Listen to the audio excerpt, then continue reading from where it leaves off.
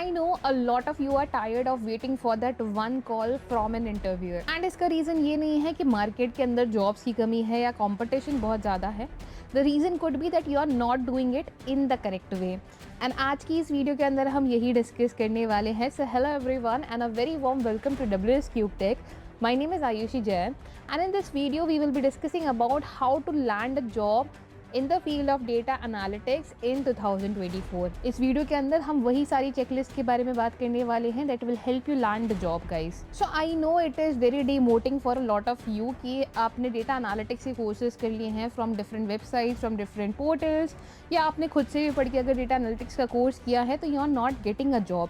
अब इसके there are several reasons, one by one सबको डिस्कस करते हैं and we will be covering every one. So if you are someone who wants to start, who wants to get into the world of data analyst, this you can watch this video and do it correctly from day one. and अगर आप वो हैं जो कि already data analytics के field के अंदर enter कर चुके हैं बट स्ट्रगल कर रहे हैं in getting a job, then also this video will help you a lot. Now let's get started guys.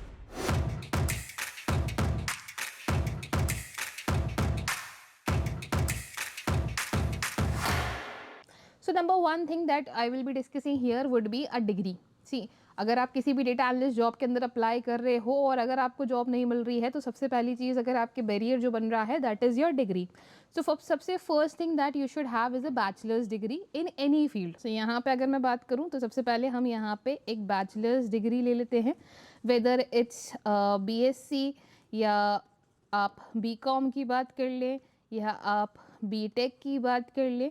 ठीक है, अ लॉट ऑफ पॉडकास्ट के अंदर आपने देखा होगा काफ़ी लोग कैसे BCom से ट्रांजिशन करे, कैसे BCA से ट्रांजिशन करे, कैसे BSc से ट्रांजिशन करे. तो येस, नाउअडेज क्वालिफिकेशन से ज़्यादा आपकी स्किल्स वैल्यू की जा रही है. So only a bachelor's degree is required. और अगर रेलिवेंट फील्ड के अंदर है तो अच्छी बात है, नहीं भी है तो भी कोई बात नहीं है, तो भी कोई प्रॉब्लम नहीं है, because your skills here will matter a lot. So first thing is, first checklist is getting a bachelor's degree. जिनके पास बैचलर्स डिग्री नहीं है फिर भी if they want to get in the field of data analytics, तो फिर उस case में कुछ कंपनीज हैं ऐसी जिनको बैचलर्स डिग्री से भी मतलब नहीं है, बट उस केस में आपका हार्डवर्क और भी ज़्यादा होने वाला है. ठीक है, तो first thing over here would be a bachelor's degree. Now second thing over here would be required tools. ठीक है, रिक्वायर्ड टूल्स में आपके पास आती है एक programming language, it could be Python और R. फिर आता है SQL जो कि मैंडेटरली आपको आना चाहिए, एक्सेल आपको आना चाहिए, और एक BI इंटेलिजेंस टूल जैसे कि पावर BI या फिर टैबलू, ये आपको आना चाहिए. तो रिक्वायर्ड टूल्स के अंदर ये सारी कंडीशंस फुलफिल्ड हो. Now if you are someone जो कि टेक्निकल बैकग्राउंड से बिलोंग करता है, they can go for self paced courses as well. और if you are someone who is from non technical background and need guidance, तो उस case में आप अपने आप को लाइव कोर्सेज के अंदर एनरोल करा सकते हो. लाइव कोर्सेज का फ़ायदा ये होता है कि आपको लाइव ट्रेनिंग मिल रही होती है, आपको चीज़ें काफ़ी अच्छे से समझ में आती है, आप अपने डाउट्स क्लास के अंदर रेज कर सकते हो. काफ़ी सारे ऐसे प्लेटफॉर्म्स हैं जो कि अपने स्टूडेंट्स के लिए डाउट सेशंस प्लान करते हैं जहाँ पे मेंटर आपके हर प्रोजेक्ट के अंदर आपको गाइड कर रहा होता है. एंड ऑल्सो बजट फ्रेंडली होते हैं ये courses. So if you want to enroll yourself in a budget friendly course in the field of data analytics, तो आप अभी स्क्रीन पे दिए हुए नंबर पे कॉल कर सकते हैं या फिर डिस्क्रिप्शन में दिए गए फॉर्म को भी फिल कर सकते हैं. So yes, you can get yourself enrolled into a live course, और आप सेल्फ पेस्ड कोर्सेज की तरफ भी मूव कर सकते हो. अब जब आप लाइव कोर्सेज की या सेल्फ पेस्ड कोर्सेज की हम बात कर रहे हैं तो उस केस में ये ड्यूरेशन आपका ईजिली 2 to 6 मंथ्स के बीच का हो सकता है. सेल्फ पेस्ड भी अगर आप पढ़ रहे हो तो अगेन आपको लर्निंग का जो आपका टाइम है ये 2 to 6 मंथ्स के बीच में रेंज कर सकता है. तो गिव योरसेल्फ दैट टाइम कि आप टूल्स सीख रहे हो. बट जब आप ये टूल्स सीख रहे हो तो उसके साथ साथ हमें और क्या क्या चीज़ें करनी है उसको भी समझते हैं to land a job. So guys, third thing over here would be discipline and consistency.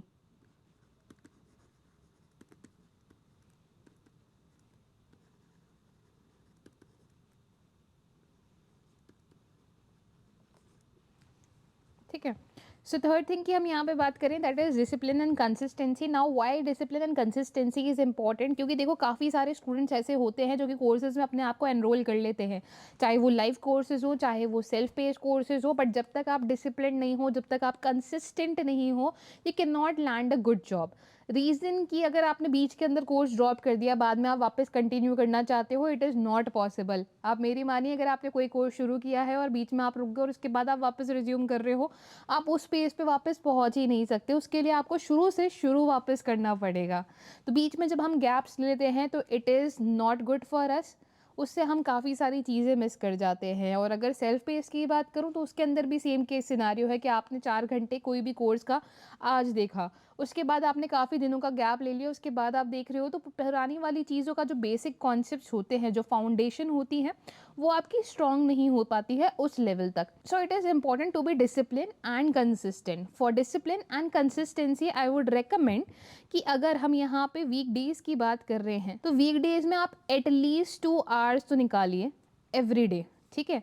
और जो लोग जो कि वर्किंग प्रोफेशनल्स हैं और अगर वो वीकडेज में अपना टाइम नहीं दे पा रहे हैं तो ट्राई कि वीकेंड्स के अंदर हम लोग एटलीस्ट 4 to 5 आवर्स डेडिकेट करें।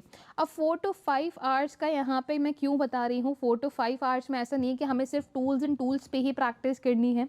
उस ड्यूरेशन के अंदर आप काफ़ी सारी चीज़ों पे वर्क कर सकते हो। सो बिकॉज हमने यहाँ पे बात की है कोर्स के अंदर एनरोल करने की, तो कोर्स के अंदर आपको कराए जाते हैं गाइडेड प्रोजेक्ट्स, यानी कि जहाँ पे मेंटर आपको खुद से प्रोजेक्ट्स कराता है साथ साथ। But at the same time आपके लिए ऑल्सो इम्पॉर्टेंट है अनगाइडेड प्रोजेक्ट्स पे काम करना। एट द एंड जब आपका रेज्यूमे होता है, आपका पोर्टफोलियो होता है, पोर्टफोलियो की अगर मैं बात करूँ, अगर वहाँ से 6 से 8 प्रोजेक्ट्स भी हैं आपके, तो कम से कम उसमें 3 से 4 प्रोजेक्ट अनगाइडेड हों। अनगाइडेड का मतलब यहाँ पे ये हुआ जहाँ पे आप सब कुछ खुद से कर रहे हो। देखो गाइडेंस के टाइम पे क्या होता है ना कि अगर कोई हमें प्रोजेक्ट में हेल्प कर रहा है तो it is very easy for us कि हमें कोई भी चीज़ अगर नहीं आ रही है तो हम उसके लिए मेहनत नहीं करते हैं, सीधा किसी से पूछ लेते हैं। हमारे पास कोई ना कोई होता है हमारे क्वेश्चंस को आंसर करने के लिए। But you learn a lot guys जब आप खुद से चीज़ें कर रहे होते हो। इतना आप किसी के सिखाने पे नहीं सीखते हो जितना आप खुद से सीख के सीखते हो। सो सेकंड थिंग मैं यहाँ पे रेकमेंड कर रही हूँ अनगाइडेड प्रोजेक्ट्स। और वो जो अनगाइडेड प्रोजेक्ट्स हैं उनको आप ये एवरीडे कर सकते हो। एवरीडे मतलब रोज़ रोज़ प्रोजेक्ट्स नहीं बनाने, बट थोड़ा थोड़ा टाइम आप अपना डेडिकेट कर सकते हो, चाहे वो आप वीकडेज के अंदर करो, चाहे आप वीकेंड्स के अंदर करो। अच्छा, प्रोजेक्ट्स हो गए। प्रोजेक्ट्स के अलावा SQL is very important and SQL के क्वेश्चंस आर सुपर इंपॉर्टेंट। तो आप एवरीडे आदत बना लो कि हर रोज़ मैं एक क्वेश्चन एटलीस्ट एसक्यूएल का सॉल्व करूँगा, एटलीस्ट एक question. So make this habit for your self. दूसरी चीज़ कि ये तो चलो हो गए टूल्स के बारे में। अगर मैं यहाँ पे बात करूँ तो एक और वन मोर थिंग जो कि आपको इम्पॉर्टेंट है जॉब के लिए is to build an online presence. जो दिखता है वो बिकता है। तो ऑनलाइन प्रेजेंस बनाना बहुत ज़्यादा ज़रूरी है। अगर आप लिंक्डइन पे नहीं हैं, आप डिफरेंट प्लेटफॉर्म्स पे नहीं हो, जैसे कि नौकरी पे नहीं हो, इंडीड पे नहीं हो, तो इट इज़ इम्पॉर्टेंट सबसे पहले तो आप अपनी प्रोफाइल्स क्रिएट करो जिसके अंदर सारी डिटेल्स काफ़ी प्रॉपरली मैंशनड हो। उसके बाद धीरे धीरे आप कनेक्शंस बनाना स्टार्ट करो। You need to start building connections over these website, specially LinkedIn के ऊपर। तो लिंक्डइन पे हमें कनेक्शन बनाना स्टार्ट करना है। लिंक्डइन पे हम फेलो हमारे एस्पायरिंग डेटा एनालिस्ट हैं उनके साथ आप कनेक्ट कर सकते हो। आप मेंटर से कनेक्ट कर सकते हो। देयर आर मेंटर्स जो कि यूट्यूब पे अगर वीडियोस क्रिएट करते हैं तो उनसे आप कनेक्ट कर सकते हो। टॉप वॉइसेस होते हैं डेटा एनालिस्ट फील्ड के अंदर, whoever are the top voices, आप लोग उनसे कनेक्ट कर सकते हो, उनको फॉलो कर सकते हो, see how they are posting and gradually start posting yourself as well. कि आप छोटी छोटी चीज़ें, अपनी छोटी छोटी अचीवमेंट्स पोस्ट कर रहे हो। आपने कोई नई चीज़ सीखी, कोई नया चार्ट के बारे में आपने सीखा, पहली बार डैशबोर्ड बनाई, पहली बार कोई पाइथन के अंदर प्रोग्राम लिखा, तो ऐसी छोटी छोटी अचीवमेंट्स को you need to start posting जिससे कि आपकी ऑनलाइन प्रेजेंस बने, ठीक है। तो ये सारी चीज़ें हमें अपनी डिसिप्लिन एंड कंसिस्टेंसी में एवरीडे करनी है, तभी हम लोग एट द एंड एक अच्छी, जब हमारे पास 3 से 4 महीने निकल चुके होंगे कोर्स के, या फिर 3 से 4 महीने निकल चुके होंगे in the field of data analytics as well, तो हमारे पास एक अच्छी ऑनलाइन प्रेजेंस भी होगी, साथ साथ हमारे पास प्रोजेक्ट्स भी होंगे, टूल्स पे हमारी नॉलेज भी होगी। तो it will be a combo of everything basically, and then हमारे लिए एक जॉब पाना काफ़ी आसान टास्क हो जाएगा। सो थर्ड थिंग जो कि हमने यहाँ पर डिस्कस की है that is discipline and consistency. Moving ahead, जैसे कि मैंने यहाँ पे बात करी है बिल्डिंग ऑनलाइन प्रेजेंस की, ठीक है। हमने लास्ट टॉपिक के अंदर बात करी है ऑनलाइन प्रेजेंस बिल्ड करने की। तो देखो it is very important to build your online presence, जिसके अंदर आप काफ़ी सारी चीज़ें कर सकते हो। You need to build connections,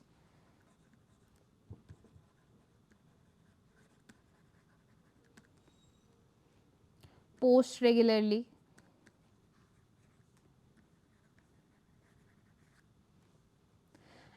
interact in comments as well.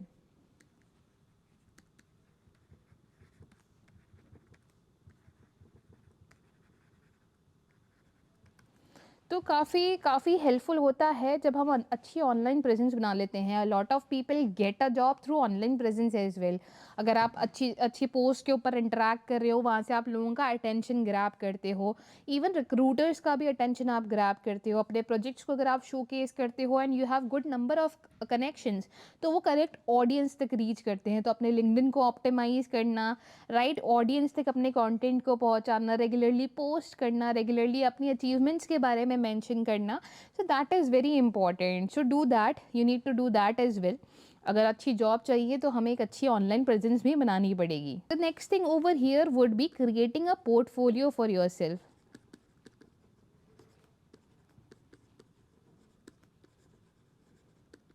ठीक है, तो there are several websites guys जहाँ पे आप अपना पोर्टफोलियो बना सकते हो। आप नोवी प्रो पे पावर बीआई के प्रोजेक्ट्स अपलोड करके अपना पोर्टफोलियो बना सकते हो, या टैबलो के प्रोजेक्ट्स आप वहाँ पे अपलोड कर सकते हो। अगर आप मेवन एनालिटिक्स पे अपलोड करना चाहते हो, वहाँ पे आपका पोर्टफोलियो डिज़ाइन हो सकता है। कुछ लोग कैनवा प्रेफर करते हैं अपना पोर्टफोलियो बनाने के लिए। So there are several free websites जहाँ से आप अपना पोर्टफोलियो डिज़ाइन कर सकते हो। सी रेज्यूमे के अंदर आपके 4 to 5 प्रोजेक्ट्स चले जाएंगे, बट अगर मैं पोर्टफोलियो की बात करूँ तो पोर्टफोलियो इज़ समथिंग जहाँ पे आपने अपना सारा वर्क दिखाया हुआ है अभी तक का। वेदर आपने पाइथन के अंदर कोई अच्छा सा प्रोग्राम बनाया हो, वेदर आपने एनालिसिस करके डिफरेंट डैशबोर्ड्स बनाई हो, आपने एक्सेल के अंदर या पावर बीआई या टैबलो के अंदर डैशबोर्ड्स बनाई हैं, एसक्यूएल के थ्रू आपने प्रोजेक्ट्स क्रिएट की है, तो ये सारी चीज़ें आपके पोर्टफोलियो के अंदर जानी चाहिए with proper links as well. आपका आपका प्रोफाइल का ओवरव्यू, आपके बारे में छोटी छोटी डिटेल्स वहाँ पे जा सकती है। So your portfolio should contain everything. So build a portfolio for yourself. ये आपको हेल्प करेगा to stand out of the market. काफ़ी सारे लोग अभी भी ऐसे हैं जो कि सिंपल बस रिज्यूमे बना के अपलोड कर रहे हैं। पोर्टफोलियो इज समथिंग जो कि आप लिंक्डइन पे भी पोस्ट कर सकते हो। सो create a portfolio for your self, and LinkedIn पे अगर आप उसे पोस्ट करते हो तो it reaches a multiple of audience, and हो सकता है कि वो किसी रिक्रूटर तक भी पहुंच जाए, एंड आपके लिए वो एक एडिशनल प्लस पॉइंट बन जाए जिससे कि आपको एक जॉब अपॉर्चुनिटी मिल सकती है। सो create a portfolio for your self. It is something जो कि आप अपने लिए बनाते हो, जिसमें आप अपना सारा वर्क दिखा सकते हो, and you can add at least 3 to 8 projects in it. तो 3 मैं यहाँ पे एक छोटा नंबर बोल रही हूँ, बट आई वुड रिकमेंड कि 5, 6 या 7, 8 प्रोजेक्ट्स अगर आपके हों तो that would be very good in the portfolio. Now next thing जो कि हमारे पास आती है is for preparing for interview questions.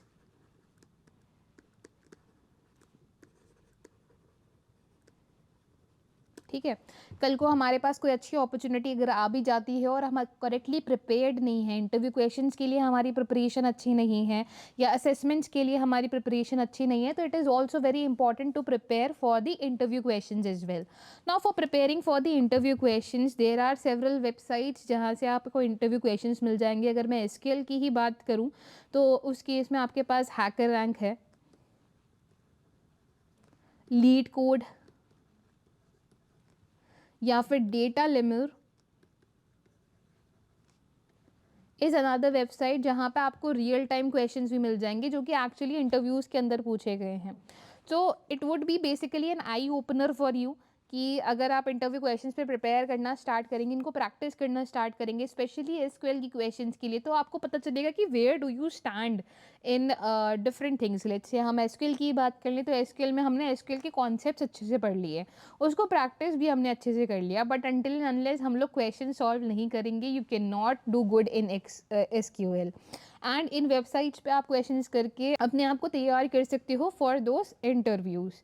So basically अगर मैं यहीं पे एसक्यूएल का ही अगेन एग्जांपल लेते हुए बात करूं कि कोई भी क्वेरी अगर आपको लिखने पे 3 से 4 घंटे लग रहे हैं तो प्रैक्टिस एवरीडे, प्रैक्टिस करो कि वो क्वेरी आप थोड़ा सा रिड्यूस करो अपना टाइम, उस टाइप की क्वेश्चंस के ऊपर आप प्रैक्टिस करो कि वो टाइम आपका 1 घंटे पे आ जाए। अपनी लॉजिकल थिंकिंग, अपनी एप्टीट्यूड को इतना स्ट्रॉन्ग करो कि आप 1 घंटा नहीं फिर आधे घंटे पे पहुंचो या 15 मिनट्स पे पहुंचो। So you need to work on that as well कि हमें वो तो करना ही है कि हमें क्वेश्चंस प्रैक्टिस करने हैं, बट जब हमारे पास इंटरव्यू के लिए क्वेश्चंस आते हैं तो उस केस में हमारे पास ऐसा होता है कि 1 घंटे के अंदर आपको 3 या 5 क्वेश्चंस करने होते हैं। तो उस केस में हमारा क्विकर क्वेरीज़ को लिखना भी बहुत इंपॉर्टेंट है, तो work on that time management as well कि जितनी जल्दी हो सके हम उतनी ही अच्छी एंड ऑप्टिमाइज्ड क्वेरी लिख पाएँ in that given time frame. So these are some websites जहाँ पे आप एसक्यूएल क्वेश्चंस को प्रैक्टिस कर सकते हो। Similarly you can work on power BI questions, tableau related questions या पाइथन से रिलेटेड क्वेश्चंस के ऊपर भी आप वर्क कर सकते हो। नाउ ये तो हो गई आपकी टेक्निकल स्किल कि टेक्निकल स्किल्स में हमने इसको काउंट कर लिया, ठीक है, ये हमारे कुछ टेक्निकल स्किल्स है।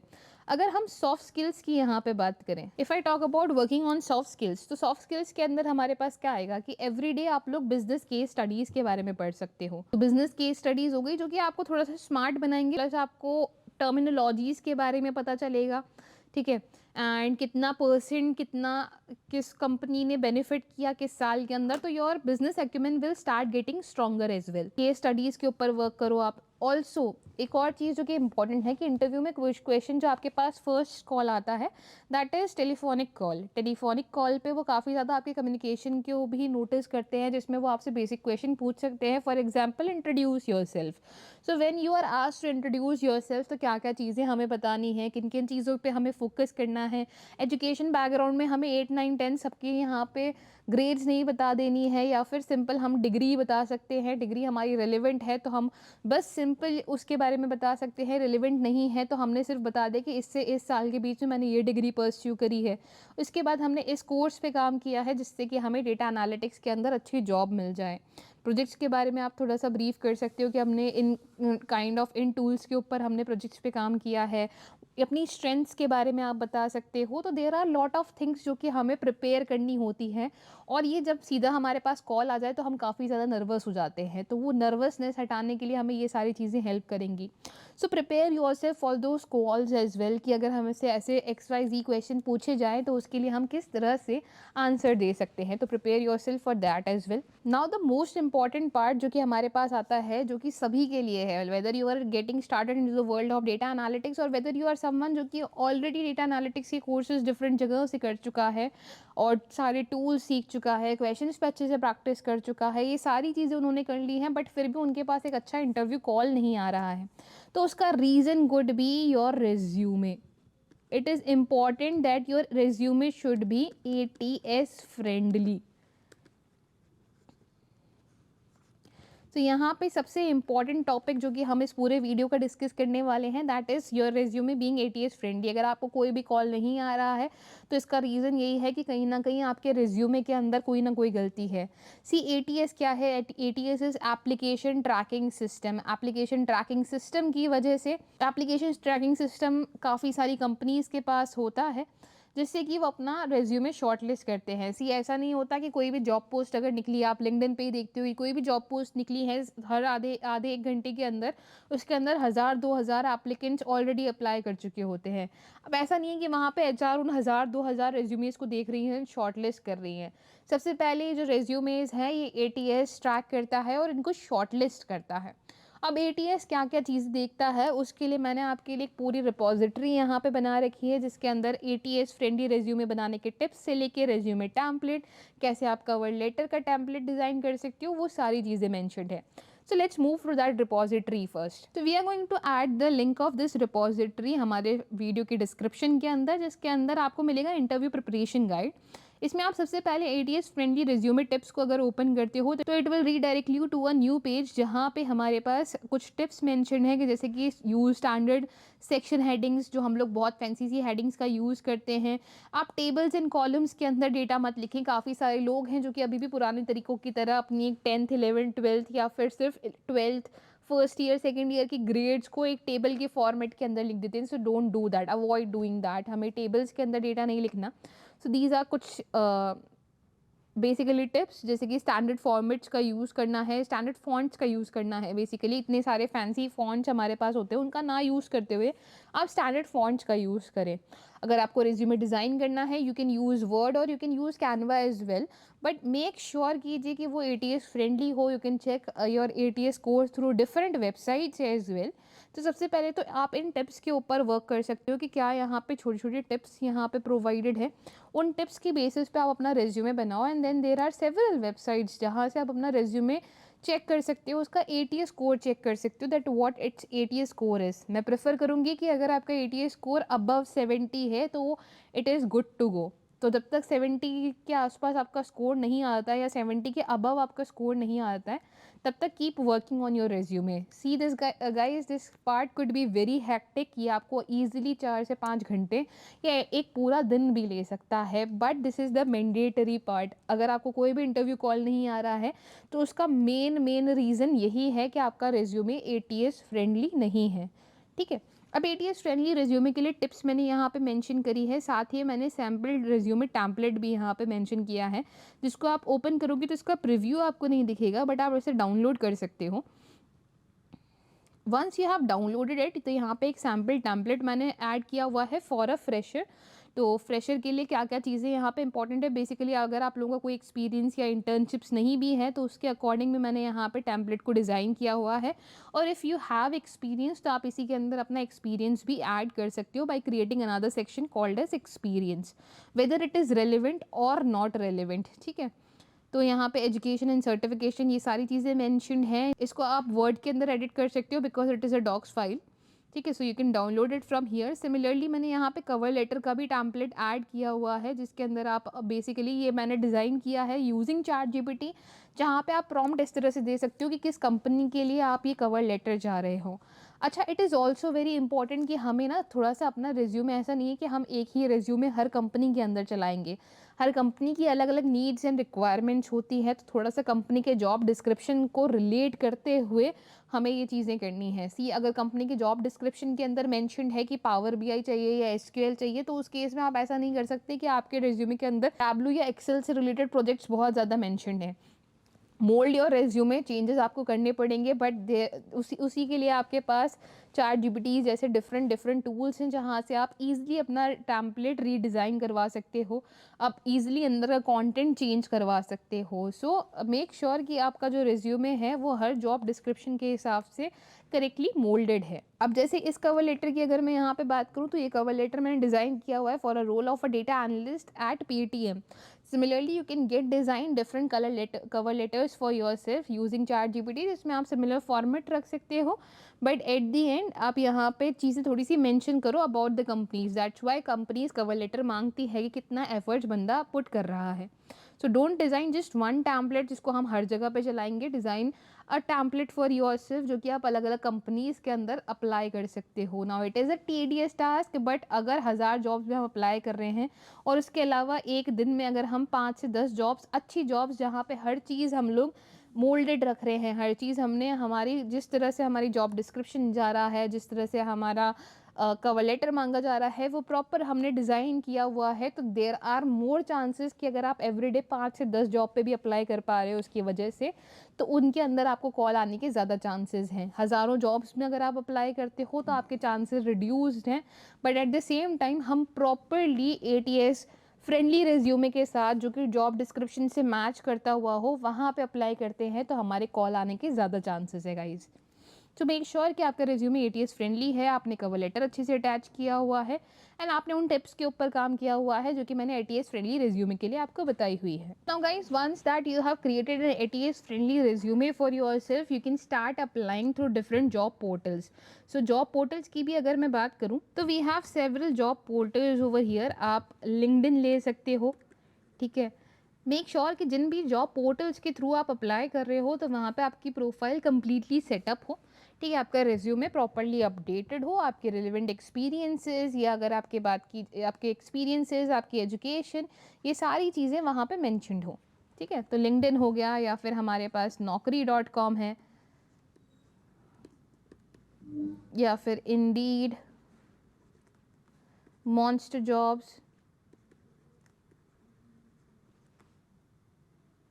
या फिर Insta higher.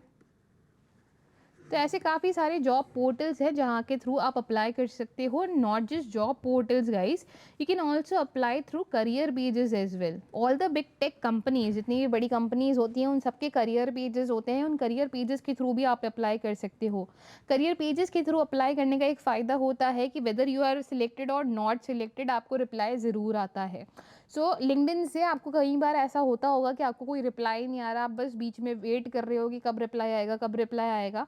While at the same time there are more chances कि करियर पेजेस से आपको रिप्लाईज आएंगे। अब चाहे वो आपको अच्छा रिप्लाई आए या हो सकता है आपको ना का रिप्लाई आ जाए, बट आपको एक रिप्लाई ज़रूर आता है, जिससे हमें एक सेंस ऑफ सेटिस्फैक्शन होता है कि एटलीस्ट रिप्लाई तो आया, ताकि हम आगे उस चीज़ को मूव ऑन कर पाएँ और हमारे दिमाग में वही चीज़ें ना चलती रहें। So guys, it's okay to get demotivated, but keep practicing, keep thriving, keep updating, keep upgrading yourself guys. ये प्रोसीजर, ये जो हमें जॉब मिलने का प्रोसीजर है, it can easily take you between 3 to 8 months, and इस 3 to 8 months के अंदर I know the journey is difficult, but if you are doing the things correctly, ये 3 to 8 months की जर्नी के अंदर I know it's easy to get demotivated, but if we are doing things correctly, then there is a good chance कि we'll get that one interview call.